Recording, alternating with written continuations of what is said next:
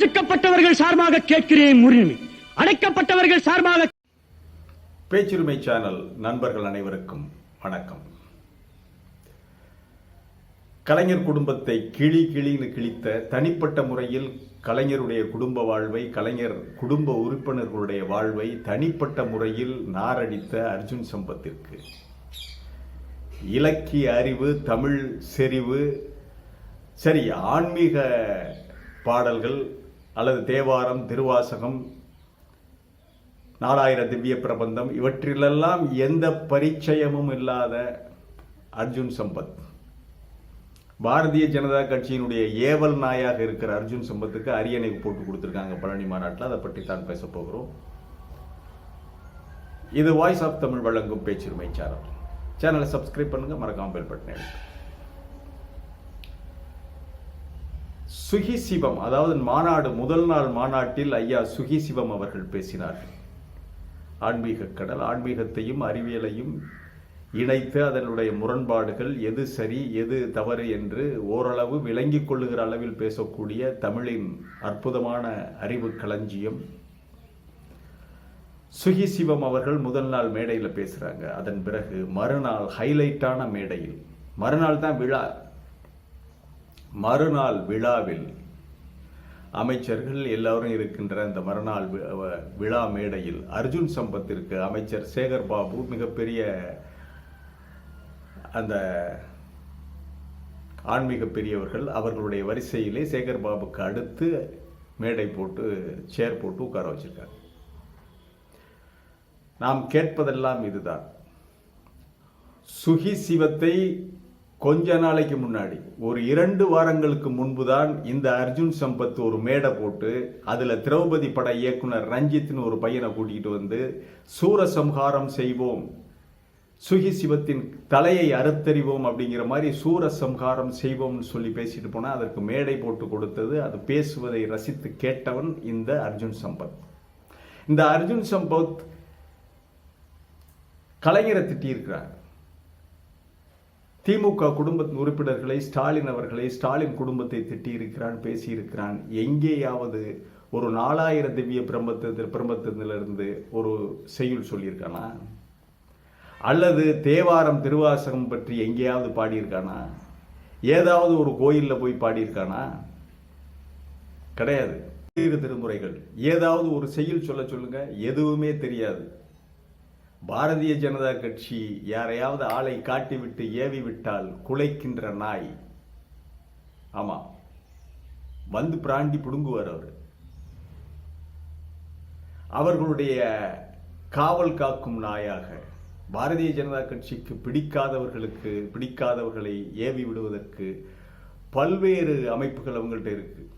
பஜ்ரங் தளம் இருக்குது, சங்கி பிரிவுகள், பஜ்ரங் தளம் இருக்குது, ஏபிவிபி இருக்குது, அனுமன் சேனா இருக்குது. அதில் ஒரு பிரிவு இந்த இந்து மக்கள் கட்சி. இவர்களுக்கு வேலையே மற்றவர்களை பாய்ந்து பிராண்டி பிடுங்குவது.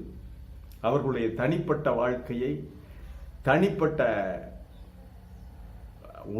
உள்ளரங்கத்திலே இருக்கின்ற அக வாழ்க்கையை பொது வெளியிலே போட்டு உடைப்பது, அநாகரிகமாக பேசுவது, இதுதான் இந்த அர்ஜுன் சம்பத் போன்றவர்களுக்கு வேலை. இவர்களுக்கு மற்றபடி ஆன்மீக பரிச்சயம், ஆன்மீகம் பற்றிய அந்த தமிழ் இலக்கியம், ஆன்மீக இலக்கியம் பற்றியெல்லாம் ஒரு மண்ணாங்கட்டியும் தெரியாது, ஒரு சுக்கும் தெரியாது, ஒரு இளவும் தெரியாது.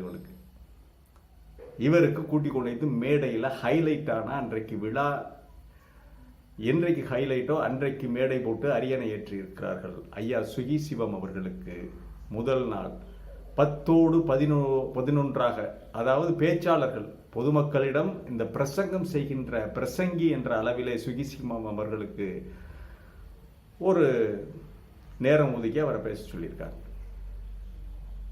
இது எதை, அதாவது தமிழ் திமுக சுட்டி காட்டுபவர்களுக்குத்தான் தமிழ் தெரியும் என்று தவறாக எண்ணிக்கொண்டிருக்க கூடாது. தமிழ் தெரியாதவர்கள் இங்கு யாரும் இல்லை.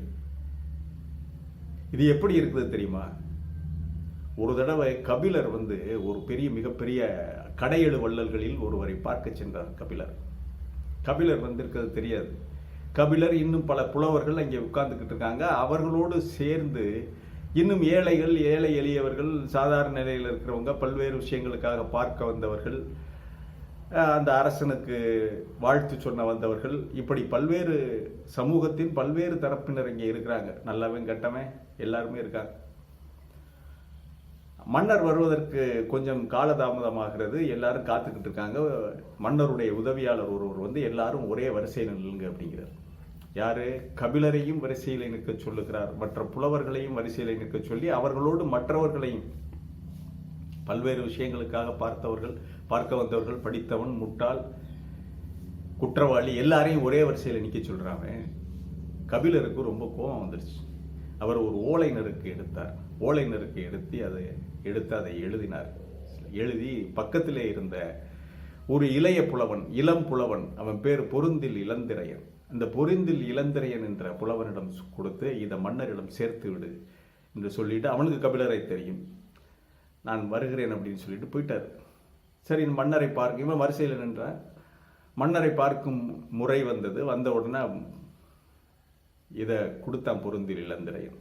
உங்க பேர் என்னன்னாரு? பொருந்தில் இளந்திரையன் அப்படின்னா. படிச்சு பார்த்தார் மன்னர் அந்த ஓலை நறுக்கை.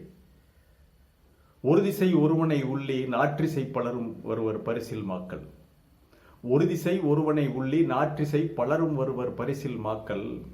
வரிசை அரிதலோ அரிதே பெரிதும் ஈதல் எளிதே மாவன் தோன்றல். அது நன்கறிந்தனையாயின் பொது நோக்கு ஒளி மதி புலவர் மாட்டே. ஒரு திசை ஒருவனை உள்ளி நாற்றிசை பலரும் வருவர் பரிசில் மாக்கள். வரிசை அரிதலோ அரிதே பெரிதும் ஈதல் எளிதே மாவன் தோன்றல். அது நன்கறிந்தனையாயின் பொது நோக்கு ஒளி மதி புலவர் மாட்டே என்று எழுதியிருந்தது. அதிர்ச்சி அடைஞ்சிட்டான் பார்த்து.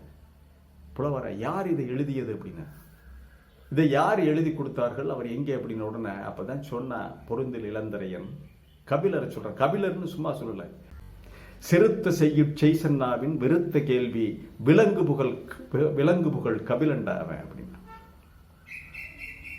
செருத்த செய்யுட் செய்சன்னாவின் வெறுத்த கேள்வி விலங்கு புகழ் கபிலன் என்று பதில் சொன்னான். ஐயோ, கபிலரா வந்தது அப்படின்னு சொல்லி உடனடியாக மன்னர் குதிரையை எடுத்துக்கொண்டு உடனடியாக கபிலரை தேடி புறப்பட்டார் என்பது வரலாறு.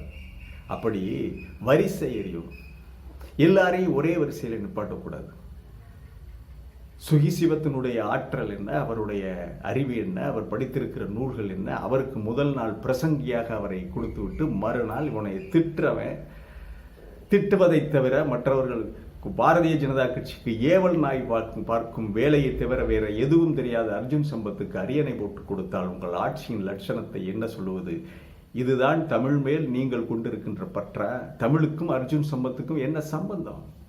பக்திக்கும் அர்ஜுன் சம்பத்துக்கும் என்ன சம்பந்தம்? அவன் வேஷம் போட்டுக்கிட்டு இருக்கான், வேஷம் போட்டு கொண்டிருக்கிறான். நாளைக்கே மோடியினுடைய ஆட்சிக்கு முடிவு வந்து விட்டால் அர்ஜுன் சம்பத் எடுக்கிற பாதையே வேற யாரு வீட்டிலாவது கட்டி போடப்பட்டிருக்கின்ற நாயாக வாடகைக்கு போகும். ஆகவே அப்படிப்பட்டவர்களை எல்லாம் கொண்டு வந்து வரிசை அறியாமல், வரிசையில் யார் நிற்பது, யாரை எப்படி பார்ப்பது என்று அந்த ஒரு தராதரம் தெரியாமல், தகுதி நிலை அறியாமல், அறிஞர்கள் படித்த பெருமக்களுடைய தகுதி நிலை அறியாமல் இவருக்கெல்லாம் அரியணை போட்டு கொடுத்து இன்றைக்கு பழனி பக்தி மாநாடு என்ற அளவிலே இவர்களையெல்லாம் வரிசை அறியாத அளவிலே யார் அறிஞர் பெருமக்கள், யாருக்கு முதலிடம் கொடுக்க வேண்டும், யாரை எப்படி வரவேற்க வேண்டும் என்ற அந்த பண்பாடு, அந்த முறை, அதெல்லாம் தெரியாதவர்கள் ஆட்சி கட்டிலே அமர்ந்திருக்கிறார்கள். அவர்களை வைத்து திரு மு க ஸ்டாலின் அவர்கள் வேலை வாங்கி கொண்டிருக்கிறார். இது அவருக்கே எதிராகத்தான் முடியும். ஆமாம், நிச்சயமாக இது திமுக அரசுக்கு பெருமை தரும் விஷயம் அல்ல, சிறுமை சேர்க்கும் விஷயம்தான். யாருக்கு எங்கே மரியாதை, எப்படி செய்ய வேண்டும், அவர்களுடைய தகுதி நிலை என்ன என்று அறிந்து செயல்பட வேண்டும் மன்னனாக இருப்பவன். மீண்டும் ஒரு காணொலியிலே சந்திக்கிறேன். இது வாய்ஸ் ஆஃப் தமிழ் வழங்கும் பேச்சுரிமை சேனலை சப்ஸ்கிரைப் பண்ணுங்க, மறக்காம பெல் பட்டனை அழுத்துங்க.